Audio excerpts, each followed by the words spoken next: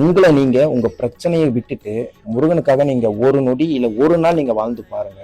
உங்க பிரச்சனை அனைத்துமே தீரும். இது முற்றிலும் உண்மை. இப்போ நீங்க ஒரு வழியில இருக்கீங்கல்ல, அந்த பிரச்சனை கூட கண்டிப்பா சொல்றேன், முருகனோட சாட்சியா சொல்றேன், அது பிரச்சனை கூட ஒண்ணுமே இருக்காதுங்க.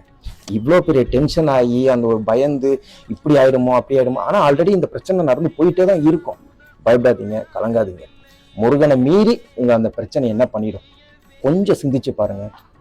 ஃபர்ஸ்ட் முருகன் கிட்ட இருந்து ஒரு விஷயத்த நீங்க கத்துக்கணும். எல்லா பக்தர்களுக்கும் நான் சொல்றேன், எந்த பிரச்சனை வேணா வரட்டும், எது வேணா நடக்கட்டும், வாழ்க்கையில கவலையே படாம அந்த தைரியத்தை நீங்க வர வச்சுக்கணும். ஒவ்வொரு பக்தர்களுக்கும் நான் சொல்லக்கூடிய விஷயம் என்னன்னா, தைரியமும் துணிச்சலும் உங்களுக்கு வர வச்சுக்கணும் உங்களுக்குள்ளே. அப்பதான் நீங்க சிறந்த முருக பக்தனா. எல்லாரும் ஒரு விஷயத்த நீங்க சொல்லிக்கிட்டே இருக்கணும். என்னன்னா, முருகனுக்கு நான் மட்டும்தான், நான் தான் ஒரு சிறந்த பக்தன்ற விஷயத்த நீங்க சொல்றதுல தப்பே கிடையாது. ஒவ்வொரு பக்தரோட மனசுலயும் இந்த ஒரு நினைப்பு இருக்கணும். இதுதான் முற்றிலும் உண்மை. இதனால தவறு எதுவுமே கிடையாது. என்னடா இது, முருகனுக்கு நம்ம தான் சிறந்தவங்க அப்படின்னு நினைச்சிட்டா இது ஒரு தப்பான ஒரு விஷயம். அதெல்லாம் தப்பே கிடையவே கிடையாது.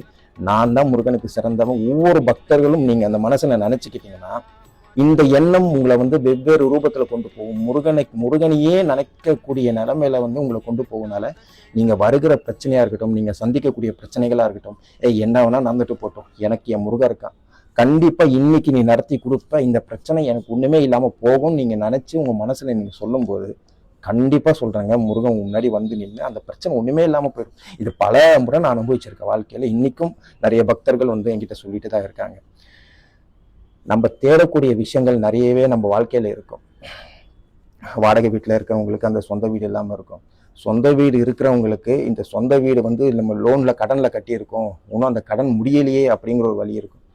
சொந்த வீடு எல்லாமே இருந்தவங்களுக்கு அடுத்த கட்டத்துக்கு வாழ்க்கையில போகணும்னு இருக்கும். வாழ்க்கையில நம்ம எல்லாரும் மனிதனோட வாழ்க்கையில இருக்கிறது எல்லாமே ஒரு தேடலை நோக்கி தான் நம்ம போயிட்டு இருக்கோம்.